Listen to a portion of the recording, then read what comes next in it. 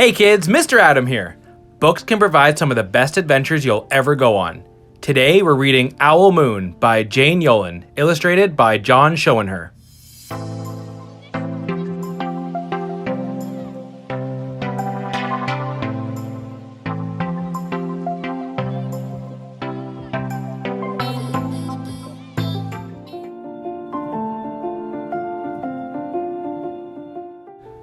It was late one winter night, long past my bedtime, when Pa and I went owling. There was no wind, the trees stood still as giant statues, and the moon was so bright the sky seemed to shine. Somewhere behind us, a train whistle blew, long and low like a sad, sad song. I could hear it through the woolen cap Pa had pulled down over my ears. A farm dog answered the train, and then a second dog joined in. They sang out, trains and dogs, for a real long time, and when their voices faded away, it was as quiet as a dream. We walked on toward the woods, Pa and I. Our feet crunched over the crisp snow, and little gray footprints followed us. Pa made a long shadow, but mine was short and round. I had to run after him every now and then to keep up, and my short, round shadow bumped after me. But I never called out, "If you go owling, you have to be quiet." That's what Pa always says. I had been waiting to go owling with Pa for a long, long time.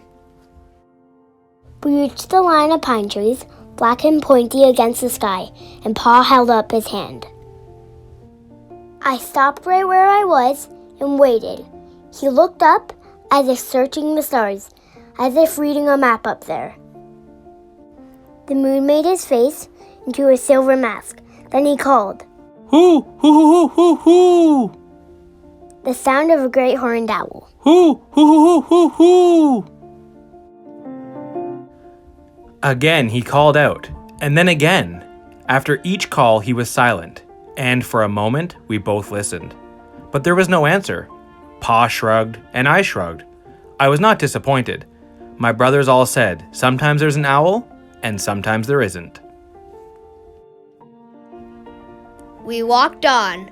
I could feel the cold, as if someone's icy hand was palmed down on my back, and my nose and the tops of my cheeks felt cold and hot at the same time. But I never said a word. If you go owling, you have to be quiet and make your own heat. We went into the woods. The shadows were the blackest things I had ever seen. They stained the white snow. My mouth felt furry, for the scarf over it was wet and warm. I didn't ask what kind of things hide behind black trees in the middle of the night.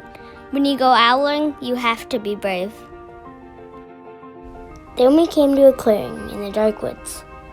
The moon was high above us. It seemed to fit exactly over the center of the clearing, and the snow below it was whiter than milk in a cereal bowl. I sighed, and Pa held up his hand at the sound. I put my mittens over the scarf over my mouth and listened hard.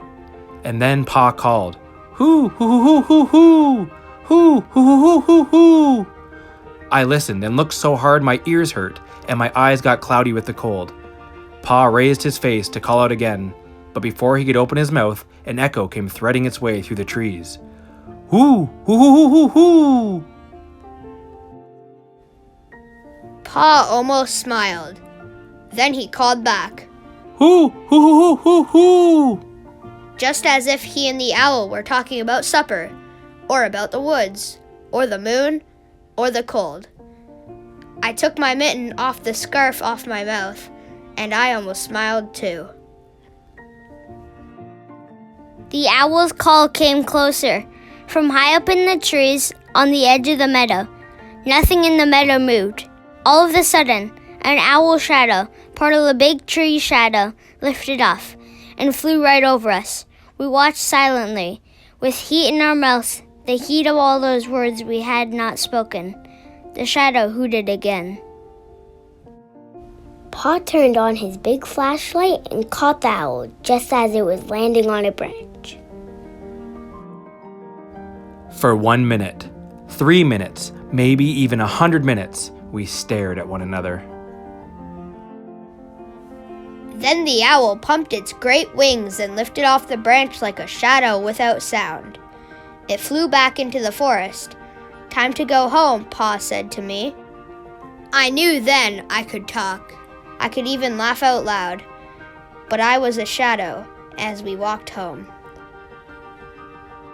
When you go owling, you don't need words, or warm, or anything but hope. That's what Pa says. The kind of hope that flies on silent wings under a shining owl moon. The end.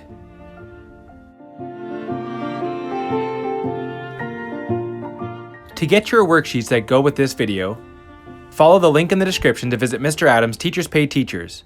And don't forget to like and subscribe so you don't miss out on any of Mr. Adams' adventures.